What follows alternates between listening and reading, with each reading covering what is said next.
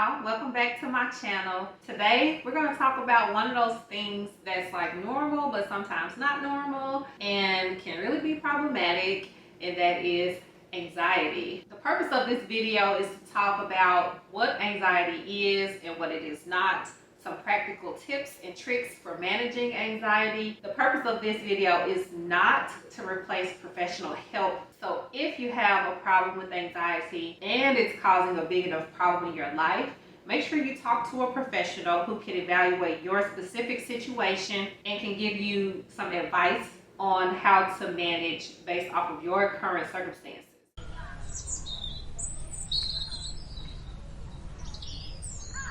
What exactly is anxiety? Anxiety is an emotion, and it's actually a helpful emotion. Anxiety is a part of our survival instinct. It's a part of the fight or flight response. And so it is an emotion that we really need, and it's really helpful to us. But it can be problematic if it gets out of control and if we're getting a lot of false alarms. So when this feeling of anxiety comes up, it's coming up because we have gotten a signal that there is danger somewhere. So if I were out hunting for food and a grizzly bear walked in front of me and now it's staring me down and ready to come and devour me, I'm going to feel really anxious in that moment. My fight or flight response is going to kick in, and a lot of physical changes are going to start happening that are going to help me deal with this situation here. That's a normal emotion. That's good for me.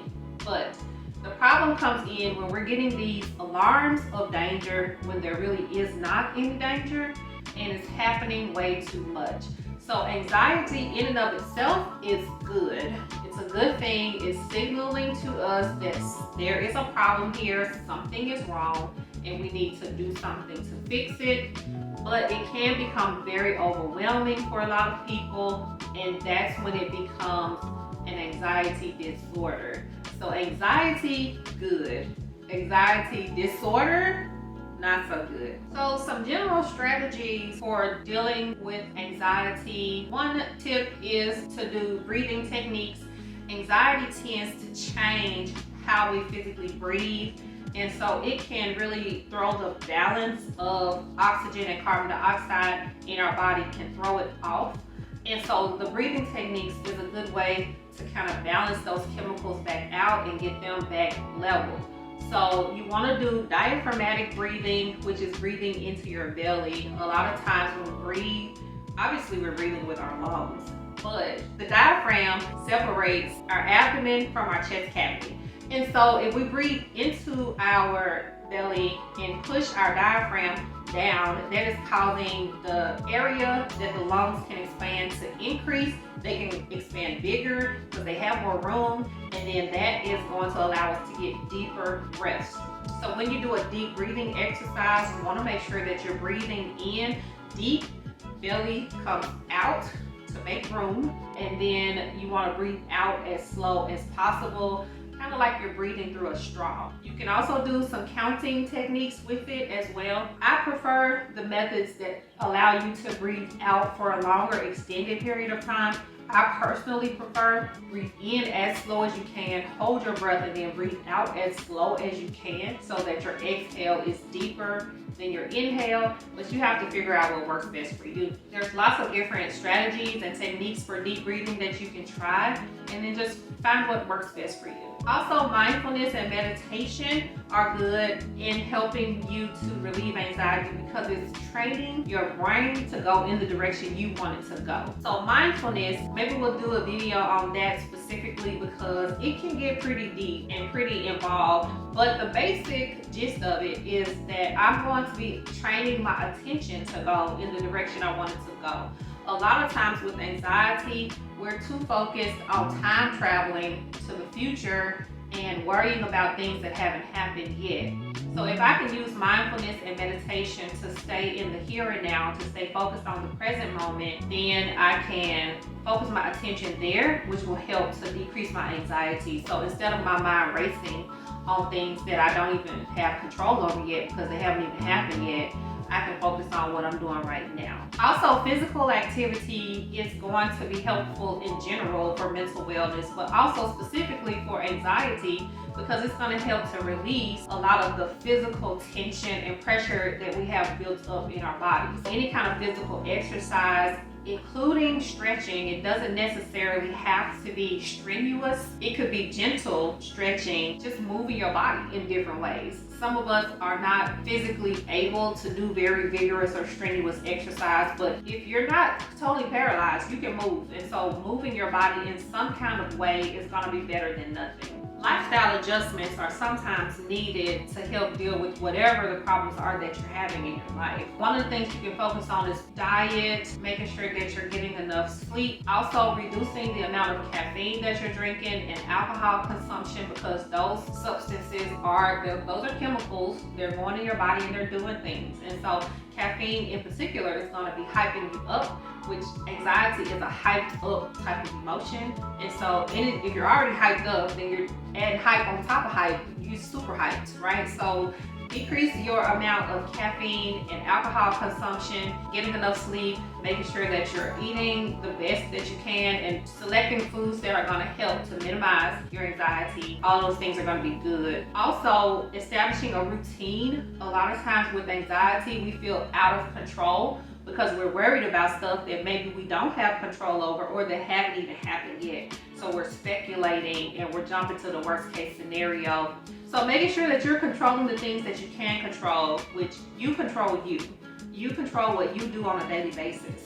So focusing on those things is going to help kind of decrease the anxiety, because you realize that you do have control over lots of things. Also, sometimes we just need to do like a timeout. We might need to take a break, stop what we're doing, do like a mental timeout, go do a leisure activity, go for a walk, even just 5 minutes. Just take a break and do something that's going to be helpful to you mentally, and that will also help to kind of break that cycle of anxiety from building up. Cognitive techniques is often overlooked, but it's really kind of the most important thing when we're talking about anxiety.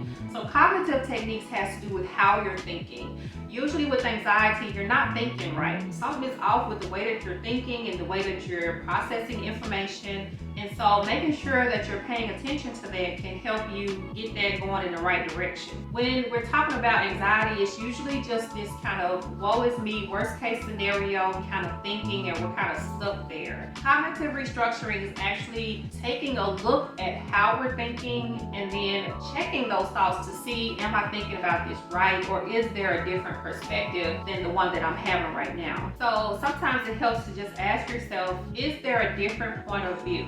Is it possible that something else is going on here that I'm not considering? Is there information that I'm ignoring or that I'm just kind of discrediting because I don't think it's important enough?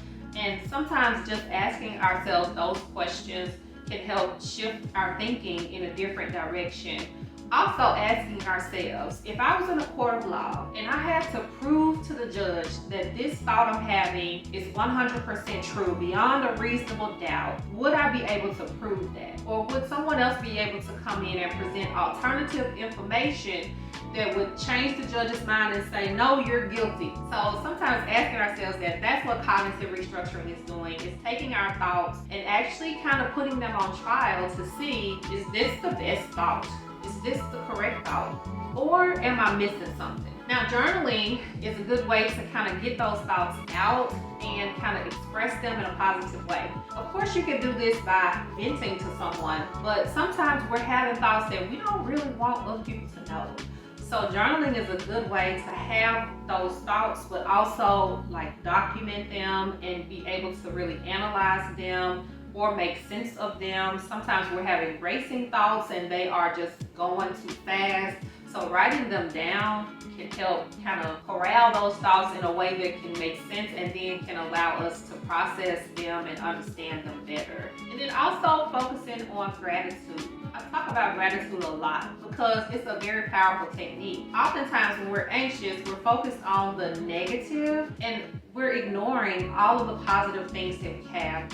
So I've said this before, but regardless of your situation, you can always find something to be thankful for. And if you're having trouble with that, it's probably because you're looking in the wrong direction. You You're looking at the things that you think you don't have instead of the things that you do. So if we can focus on the positive and focus on the things that we can be thankful for, that can help shift those negative thoughts into something more positive. Building a support system is super important to dealing with anxiety or just dealing with mental health issues in general. We all need people, and so having people in our corner who are supportive and part of our team, like this is my tribe, that's gonna help. You're gonna feel less alone. You're gonna have an outlet to be able to express yourself and also to get advice. So you want people on your team that are knowledgeable and just kind of have themselves together a little bit, or at least can be that cheerleader for you and tell you, yeah, keep going, don't give up. So that could be family, friends, it could be a support group, it could be a professional if you have a therapist or something like that. You know, it's lots of ways to get this done. So just making sure that you are utilizing your support system effectively is going to be beneficial. Also, think about how you communicate anxiety to your loved ones. Don't expect them to have all the answers because they're not professionals. If you're looking for answers, seek a professional that can give you good advice. Sometimes we have family and friends who've been through things before and they can give us advice on things that worked for them, but the only way that's going to happen is if you're open and honest with them about what you're going through. So you want to be able to have people in your life that you feel like you can be vulnerable with and that you can be real with, because if we out here pretending and we trying to act like everything's fine when it's not, like no one knows what to do for you because no one knows what's going on. So being able to be vulnerable and open and honest about what you're dealing with is going to help your support system be able to function more effectively to help you. Also, sometimes we have to teach people how to be helpful. I might love you, but I may not know what to say. I may not know what you need. If the way that I'm trying to help you is not actually helpful, then you need to be able to communicate that to me, and then we work together to figure out what works. And again, if you need to see a professional, talk to a professional who can kind of guide you on what that might need to look like. So can anxiety be treated without medicine? Yes. There are medications for anxiety, but also there's therapy for anxiety. And a lot of times the medicine is not really going to touch the part that's problematic. Medication is going to work on the physical side and making sure that the chemicals are balanced and things are working the way they're supposed to.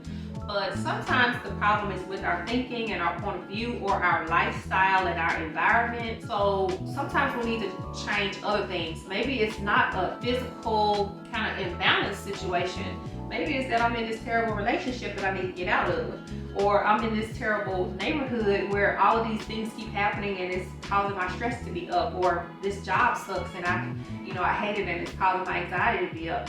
Or, any number of things. You need to be able to look at like the whole picture and not look for the magic pill. There is no magic pill, but therapy can help. There's this cognitive behavioral therapy that's really been shown to be effective in research, and that's going to focus on your thoughts, your feelings, your behavior, and how all of those things work together and how they impact your life.